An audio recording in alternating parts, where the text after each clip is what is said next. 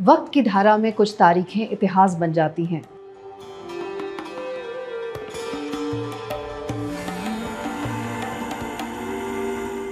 एक नवंबर 2000, वो दिन जब भारत के दिल में एक नया सपना जन्मा था।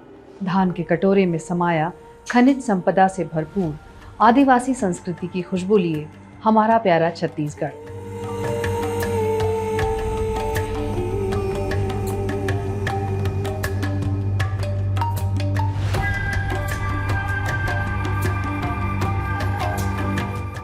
आज 25 साल बाद जब हम यहाँ खड़े होकर देखते हैं तो ये एहसास होता है कि ये सिर्फ एक राज्य नहीं बल्कि एक सभ्यता का पुनर्जागरण है, जिसे हर छत्तीसगढ़िया गर्व से महसूस कर रहा है।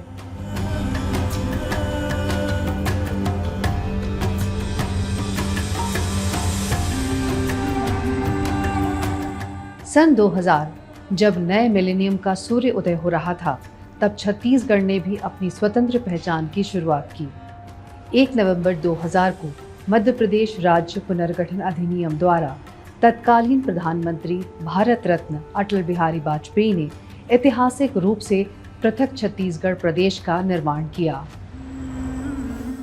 1,35,194 वर्ग किलोमीटर में फैले इस प्रदेश में 2 करोड़ से अधिक लोगों के सपने थे। सपने विकास के, सपने समृद्धि के और सपने अपनी अलग पहचान के। वर्षों के संघर्ष, शांतिपूर्ण आंदोलन और छत्तीसगढ़ के कई महापुरुषों के प्रयासों के बाद छत्तीसगढ़ मध्य प्रदेश से अलग तो हो गया, लेकिन विरासत में मिली पहाड़ जैसी चुनौतियां। कल्पना कीजिए स्थिति कैसी रही होगी जब पूरे राज्य में मात्र 1 मेडिकल कॉलेज, महज 4 यूनिवर्सिटीज और महज 4% ग्रोथ वाली जीएसडीपी। यही नहीं, अपार संपदा के बावजूद ना कोई इंफ्रास्ट्रक्चर, ना कोई सुविधाएं। वहीं नक्सलवाद से बुरी तरह से जकड़ा हुआ था छत्तीसगढ़। कहा जाता है कि इस समय नक्सलियों की अनुमति के बिना परिंदा भी पर नहीं मार सकता था। अधिकारी कर्मचारी बस्तर में ड्यूटी के नाम से ही थर्रा जाते थे और दुनिया में छत्तीसगढ़ का मतलब था डर और गरीबी। धान का कटोरा होने के बावजूद छत्तीसगढ़ भूखमरी और कुपोषण जैसी गंभीर समस्याओं से जूझ रहा था। छत्तीसगढ़िया जो दुनिया में सबसे बढ़िया कहे जाते हैं, वही छत्तीसगढ़िया लाखों की संख्या में पलायन कर प्रवासी मजदूर की जिंदगी गुजारने पर विवश थे। छत्तीसगढ़ राज्य को अलग भौगोलिक राजनीतिक पहचान तो मिली, लेकिन छत्तीसगढ़ महतारी को अपनी पहचान और स्वाभिमान की लड़ाई लड़ना अभी बाकी था। ऐसे में लोगों के चेहरों पर नए राज्य के निर्माण को लेकर जश्न तो था, नई उम्मीदें, आशाएं तो थीं, लेकिन सिर पर चुनौतियों का अंबार भी था। छत्तीसगढ़ के पहले मुख्यमंत्री के रूप में आईएएस स्वर्गीय अजीत जोगी को कमान मिली। उस वक्त उनके लिए कोई मुख्यमंत्री आवास नहीं था। रायपुर को राजधानी तो घोषित कर दिया गया था, पर ना तो यहाँ सचिवालय था, न विधानसभा। यहाँ तक कि कुर्सियां और फाइलें तक भोपाल से उधार मांगनी पड़ी थी। एक तरफ छत्तीसगढ़ को पूरा भारत पावर हाउस के नाम से जानता था। कई राज्यों में रोशनी छत्तीसगढ़ की बिजली से होती थी, लेकिन छत्तीसगढ़ के गांवों में अंधेरा पसरा हुआ था। लोग डिबरी, चिमनी और कैंडल में जीवन गुजारने के लिए विवश थे, मानो दीपक तले अंधेरा। इसके साथ ही राज्य अशिक्षा की गहरी चपेट में था। यूनाइटेड नेशंस के मानव विकास सूचकांक यानी कि ह्यूमन डेवलपमेंट इंडेक्स में शिक्षा का प्रतिशत मात्र 0.249 यानी कि बेहद ही निम्न था। महिलाओं में साक्षरता का दर 50% से भी कम था। शिक्षकों की कमी, स्कूलों की कमी और उच्च शिक्षा का तो बहुत ही बुरा हाल था।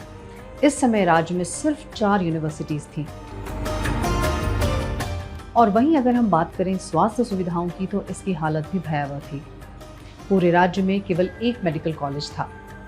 चाइल्ड मोर्टालिटी रेट तब 67, यानी कि राज्य में अगर 1000 बच्चे जन्म लेते तो उसमें से 67 बच्चों की मौत हो जाती थी। कई ब्लॉक्स मिलाकर 1 डॉक्टर। अस्पतालों की कमी, दवाइयों की कमी, मेडिकल इक्विपमेंट्स की कमी थी। तब स्वास्थ्य में HDI इंडेक्स यानी ह्यूमन डेवलपमेंट इंडेक्स मात्र 0.585 था, यानी स्थिति बेहद चिंताजनक। रायपुर का Mekahara medical college hospital Chhattisgarh का सबसे बड़ा सरकारी अस्पताल था।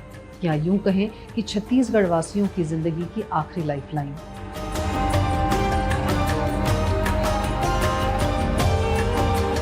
साथ ही अपनी बम्पर पैदावार और कई अनमोल प्रजातियों के धान को उगाने वाले छत्तीसगढ़ के किसान इस वक्त भुखमरी जैसी हालात से गुजर रहे थे।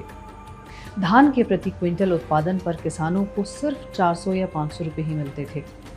सिंचाई सुविधाओं का विस्तार अत्यंत कम और खेती महज एक जुआ या किस्मत की बाजी माना जाता था। इस मुश्किल दौर में भी छत्तीसगढ़ ने हिम्मत नहीं हारी, हौसला नहीं छोड़ा और ना ही अपने हालातों का रोना रोया। राज्य बनने के बाद हमने बहुत ही सूझबूझ और मजबूती के साथ अपने कदमों को बढ़ाया।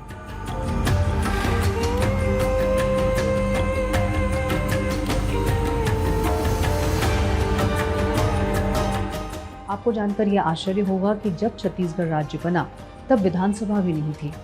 ऐसे में पहली विधानसभा की बैठक रायपुर जिला पंचायत सभागार यानी कि रायपुर जिला पंचायत ऑडिटोरियम में आयोजित की गई थी।